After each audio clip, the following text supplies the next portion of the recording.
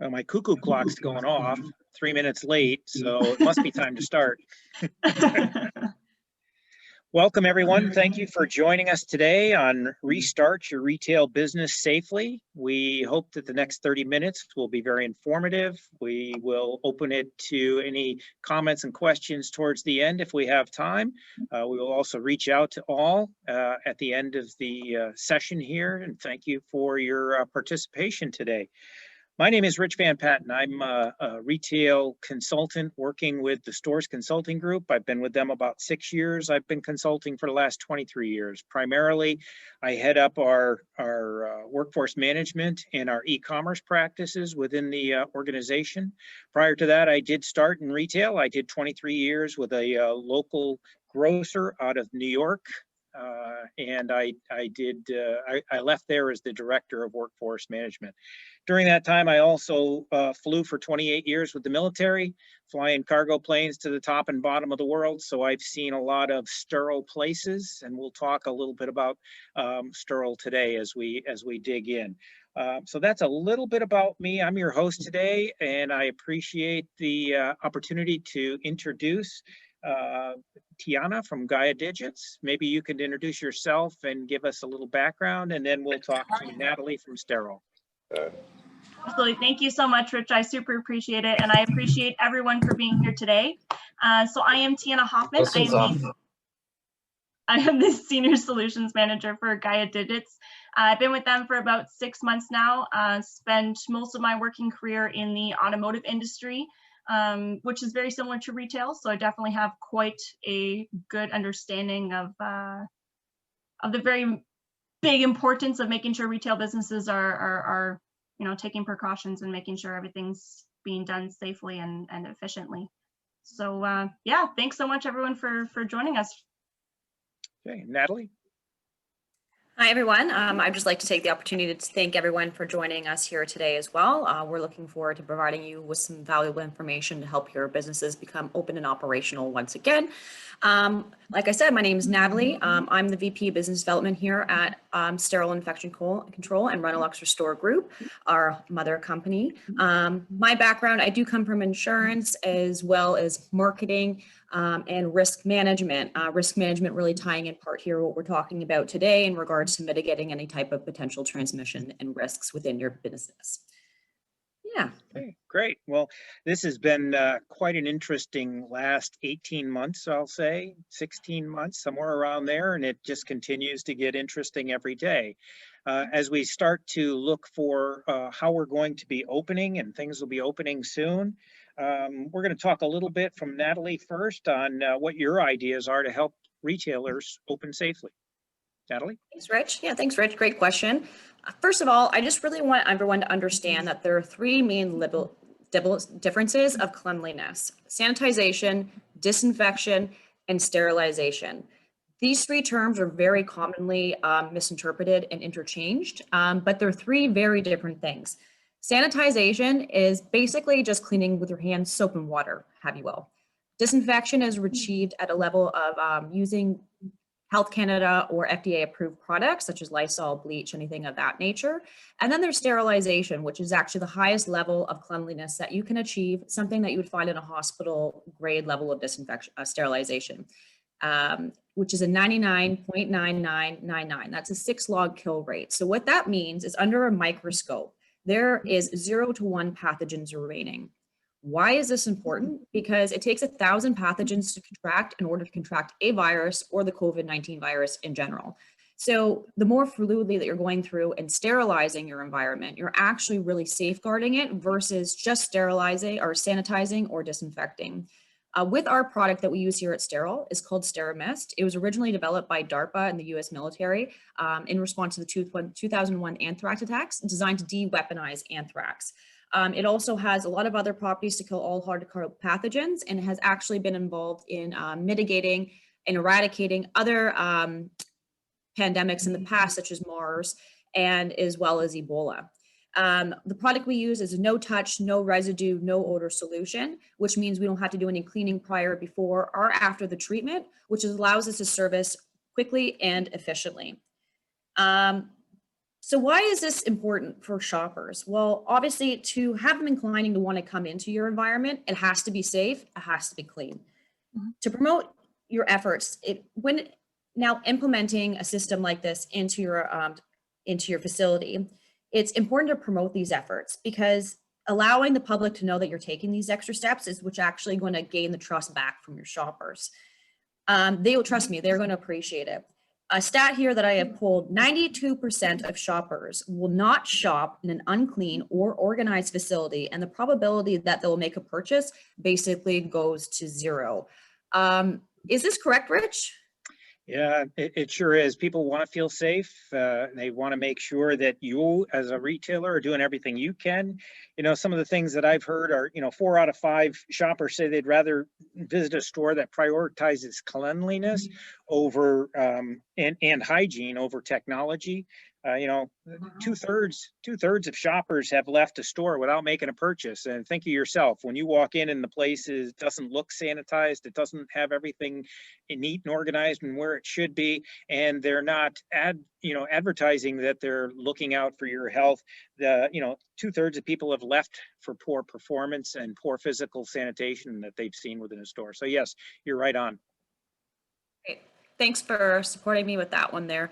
Now, just kind of a little bit of elaboration on this. Another thing that I would personally recommend doing is, you probably see these in the past, but actually display a disinfection schedule at your front door. So the public actually knows that you're taking these precautions prior to even coming in and knowing how regular it's being done. Part of what STER-OL, what we do is we're actually a government recognized organization for disinfection sterilization. We're the preferred vendor for the city of Mississauga, the city of Vaughan, as well as coming up to an RFP with the township of Newmarket. Because we're recognized, we can actually leave a certificate that authenticates that an organization such as ours has come through and disinfected, sterilized the facility properly. And you can display these certificates anywhere from your front doors, your windows, your POS system, front desk, anywhere and everywhere where we want your shoppers to see them, we can display them. In areas such as washrooms or change rooms, this might also be another area where you might want to display some type of schedule showing how often it's been disinfected, sanitized, or sterilized, just to create more, again, that sense of security in the facility. Yeah, I think the visual cues tied with oral cues. So we recommend, a public address system, your PA system, whatever you're using, intercom, to be able to talk to your customers, put together some creative messaging that you can have that goes over, that lets people know that they're in a sterile environment. Things are we're taking their sanitation needs into play. Mm-hmm. Absolutely. Now, pulling back and looking aside from that, so me as a shopper, if I know store A is doing all these necessary things to make the store a safe environment for me to shop in versus store B, who's not taking any of these precautions, obviously I'm going to stop at store A. It's just natural, right? Another point I'd kind of like to mention too is I have seen stores that do leave out masks and sanitizers, et cetera, at the storefront, allowing, in case anyone has forgotten a mask before entering, they don't have to tie on a scarf as such, as well as encouraging to sanitize your hands before and after leaving. Some stores do not do this. I know this is kind of maybe a straightforward fact, but leaving these little necessities is actually a little extra value touch. Everyone appreciates the little extra thoughts and touches, just knowing that the facility has that wanting of safety going into their environment versus that store that's not, is that little bit of addition of security as well.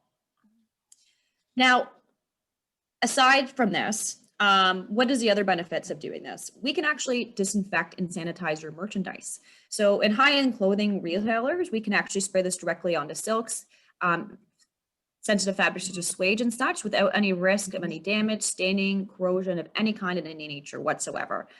We can spray your POS systems everywhere where there's high touch areas without any risk, again, of any damage, corrosion of anything of any kind, even with long-term repeat use. This kind of segues into another topic that I kind of just wanted to touch on is obviously making your shoppers feeling safe and secure in your store is a priority because they're your source of revenue, but you need to make your employees feel safe too, because let's be honest, they're the ones that make your store run and they're the ones that are making your sales. So if they're not coming in, you're not making any sales unless you're doing yourself, right? So bringing them in is really important. Another thing that retailers are now experiencing is the hardship of getting their employees to come back because they don't feel safe going back and working in a public environment. So by promoting these types of services, your employees know, again, just like your shoppers, that their safety and priority is being made a priority, and it's more likely to pull them in because this is the reason why they're not coming back. Another thing that I have seen and read about throughout the States too is maybe of increasing wages a little bit to encourage them coming back as well, just throughout these unprecedented times. In addition to this point here, I just want to mention, when should we be disinfecting? When does an employer know when they should be disinfecting the facility? So I know I mentioned before, again, that you need to contract 1,000 viral particles in order to contract a virus.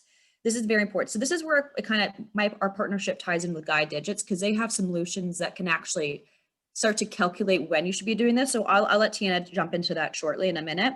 But what we can do is we can really save you on costly business interruptions and more costly shutdowns, which we're trying to help you avoid here. After being shut down for 200 some plus days, I'm sure you want to stay open and operational and start to drive your revenue back. So just so you know, anywhere in the GTA and surrounding areas, STER-OL can be on call and on site within 1 to 2 hours of any phone call in an emergency situation and have your store operational as soon as we're complete. As soon as we're done, we'll put those certificates up that I mentioned before, and your doors are ready to be open as per the government because we're a regulated, officiated company. Another thing we were discussing too is blocking off your employees into groups. Again, I'll let Tiana kind of divulge into this a little bit more, but this way, if there is ever an outbreak situation and one of your employee groups has been exposed, your other employee groups are still able to come back into work once your store is reopened after STER-OL has come through. Great, Natalie, thank you. That was very informative. There's a lot of good information in there, and we'll circle back as we tie in the GaiaDigits portion of it as well, because I know there's a really good, strong partnership there that I think will help all of our retailers to get back into business as quickly and as safely as possible. So with that, Tiana, you know, your advanced scheduling system can manage your employees and place them into groups accordingly. Is that correct? I know I just heard Natalie mention it, so maybe you can just kind of expand on that for us. You got that, Rich. That's exactly it. So the best thing about, you know, kind of our scheduling system and how it's set up is there's different ways you can set up your schedule system. So, you know, if you want to do it by, you know, within that organization, you want to set up, you know, front desk people, your maintenance people set up that way. But the way that we can kind of have it designated set up for especially this COVID situation to eliminate the spread as much as possible is grouping employees into little sections. So we've got group A, group B, group C, group D, you know, depending on how big the organization is. But with that, it's going to help eliminate so much of that transmission. If you've got Group A working together, they are going to be scheduled Monday, Tuesdays, and Wednesdays. They're working from 8 to 5. You've got STER-OL coming in directly after, making sure that before Group B comes in, it is completely properly disinfected. There is no way that Group A is going to affect Group B, right? And with that grouping, it also makes it easier, even taking COVID out of the situation here, grouping people into certain sections and scheduling people based on these groups. It's going to help when it comes to taking a sick day off, right? You've got it set up, you know, Teresa wants to take Monday and Tuesday off. Is there anyone else in Group A who's able to cover her? And if needed, you know, pull in Group B if needed. But for the most part, when you're able to have a group of people working together, it's a lot easier having smaller groups versus having large group all together trying to fit that schedule in play there. So it definitely can be very effective in non-COVID times, which we're all praying and hoping for, but it's definitely going to be helpful, especially in COVID times, to group people and eliminate as much spread within the workplace. Very good. Yeah, it helps control the exposure from one group to another, and helps the organization to do a better job of controlling the spread. If anybody does call in sick, they're able to minimize because they know exactly who they've been with, correct? Exactly. That's exactly it. And it goes to show either on our WFM system, which is our workforce management system, being able to schedule properly and group people properly that way. And it also goes to show in our screening tool as well, being able to not only eliminate transmission, but if there is any sort of transmission, being able to keep track of all of that in one place is definitely going to be the easiest thing. And secondly, what that brings to is even stress management, right? It's a lot less stress being put onto a manager if they're in charge consistently of keeping track of hundreds of people. If they're able to say, you know, we've got Group A, Group B, Group C, and, you know, one person's in charge of Group A for the most part, they're the head honcho of that side, you know, because most departments are going to have their certain managers, or at least their in control leadership type person. If they're, you know, taking control of that and ensuring that people are taking proper precautions and making sure that, you know, their symptoms are being, you know, recognized, and if there is any sort of transmission of any sorts, they're easier to take control in a tinier group versus in a larger group. And that kind of even comes into play a little bit with our mobile app, right? So we have a mobile app that works with our WFM system, and so basically on that, you're able to do everything that a worker would normally need to do. So that's going to be eliminating time clock device systems, which is a big transmitter. If we think about it, we can't sanitize every single time someone comes into work and has to, you know, scan themselves, whether it's fingerprint, whether it's Face ID, it doesn't matter.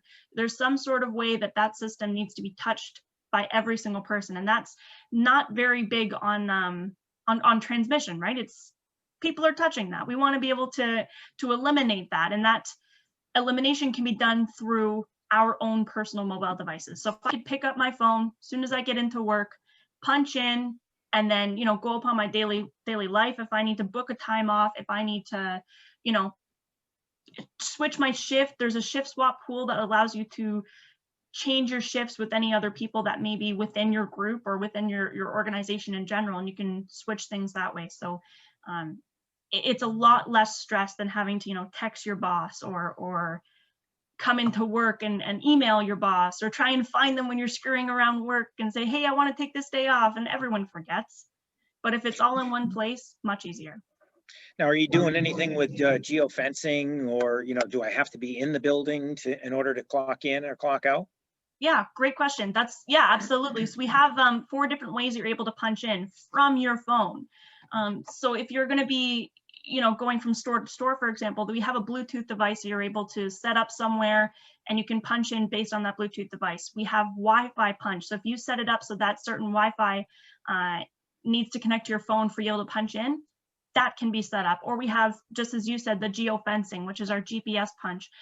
So whether you're working from home and you want to configure it so that your home is going to be somewhere where you can punch in, you can set that up. Or if your actual location is going to be, you know, a certain perimeter, if you've got, you know, 1,000-kilometer radius, which is incredible, but if you have a 1,000-kilometer radius and you want to set that up as your geofencing and make sure that once your employee has you know, come within that certain area, they can then punch in directly from there.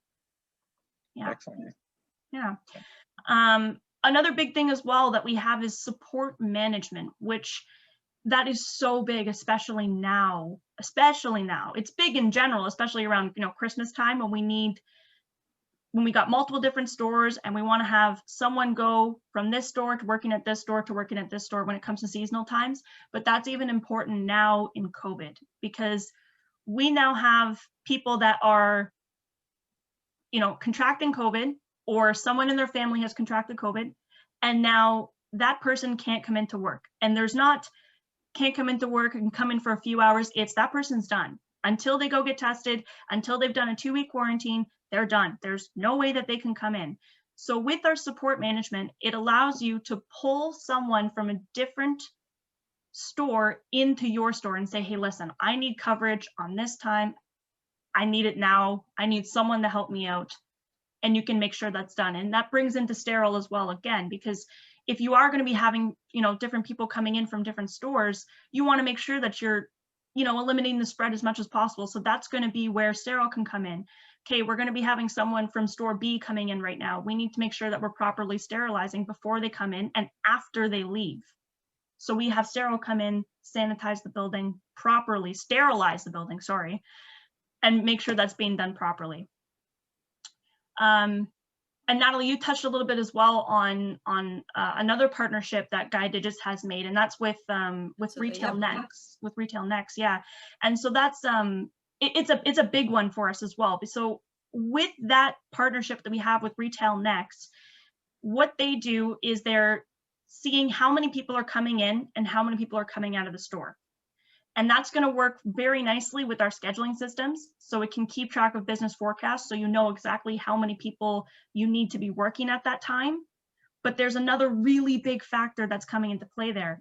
And that's knowing, how many people have come in the store and when it's time to properly sterilize. So as you mentioned, Natalie, if you don't mind just kind of reiterating how many people it was that you said, sorry. So what we were trying to avoid is the viral particle levels coming to a high transmissible level.